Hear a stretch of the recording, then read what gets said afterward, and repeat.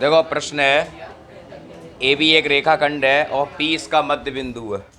देखो जब भी किसी रेखाखंड का कोई बिंदु मध्य बिंदु बता दिया जाता है तो वो दो पार्ट में डिवाइड हो जाती है, ए पी ये, पी बी ये। ठीक है।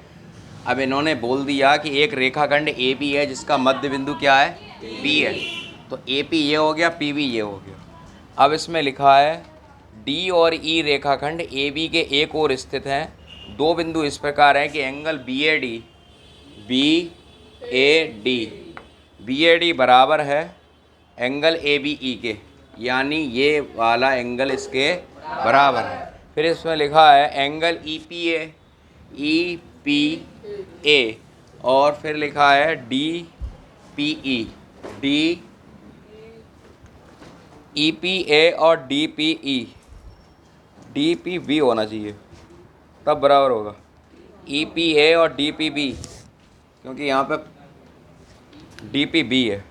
ठीक है, इसको सही कर लेना, इसमें मिसप्रिंट है। अब यहाँ पे मैंने दिया है, में लिखा है ए बी एक रेखाखंड है, पी इसका मध्य बिंदु है, तो ए पी बराबर पी बी, यानी ये भुजा इसके बराबर है। अब बी ए डी ये लिखा है और फिर लिखा है मैंने A B E, B A D बराबर एंगल ए बी ई, यानी ये एंगल इसके बराबर। और एक लिखा है ई पी ए बराबर डी पी बी, करो यहाँ पर डी पी बी। ठीक। फिर यहाँ पे लिखा है त्रिभुज डी ए पी सर्वांगसम है त्रिभुज ई बी पी के। त्रिभुज डी ए पी सर्वांगसम है ई बी पी के और ए डी बराबर है बी के।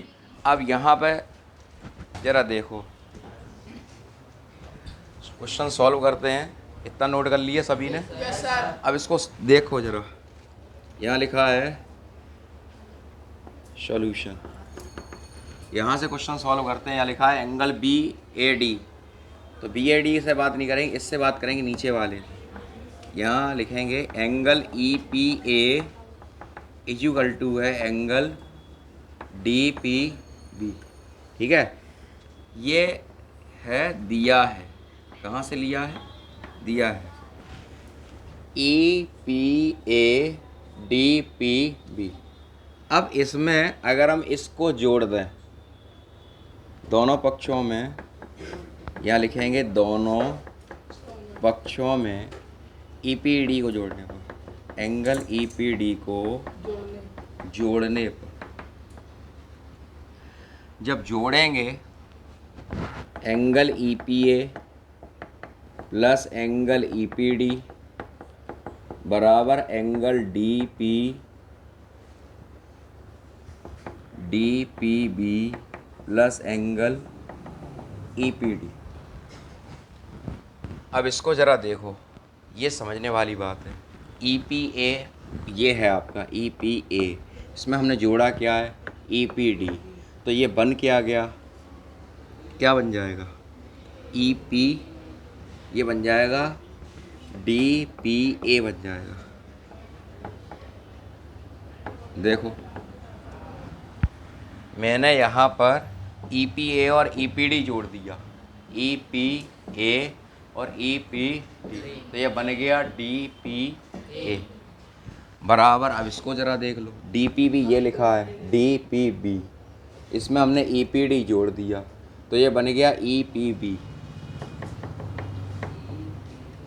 ठीक है, ये देख लो ज़रा,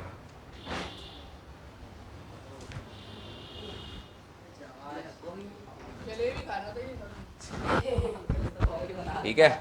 अब इसके बाद क्या करना है वो ज़रा समझो।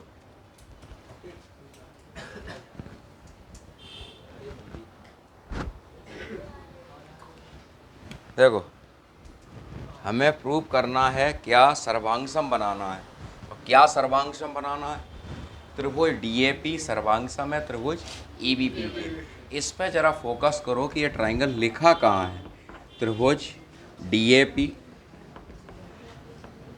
तथा त्रिभुज ई बी पी, इसे ज़रा देखो कहाँ लिखा है। अब डी ए पी देखो ज़रा, डी ए पी तथा ई बी पी, इन में आपको तीन चीज़ बराबर करनी है। इनमें क्या करनी, तीन चीज़ें ओनली बराबर करनी है। अब कौन कौन सी तीन चीज़ें हैं, चित्र को मैं अलग अलग कर दूँ। देखो जरा, ये आपका तैयार हो गया, ए बन गया, पी बन गया और डी बन गया। ये वाला इस तरीके से बना है, ये है, ये ई है, ये बी है और ये बी है। ये मैंने दो चित्र आपको बना दिए।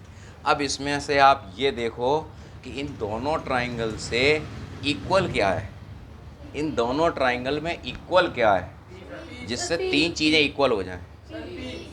पी, देखो पी है जो, यहाँ पे सबसे पहले मैं आपको बताना चाहूँगा ए पी बराबर है पी बी के। पहले ये चीज़ देखो, ए पी बराबर पी बी, क्यों?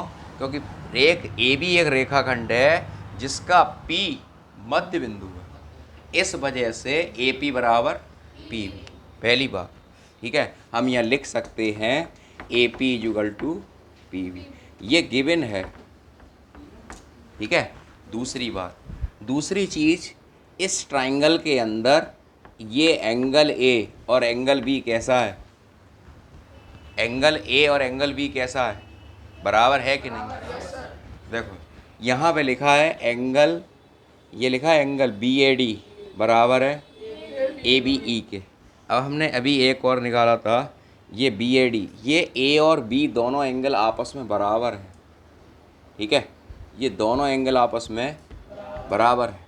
ठीक, तो हमने यहाँ पे लिखेंगे एंगल डी ए पी बराबर है ई बी पी के।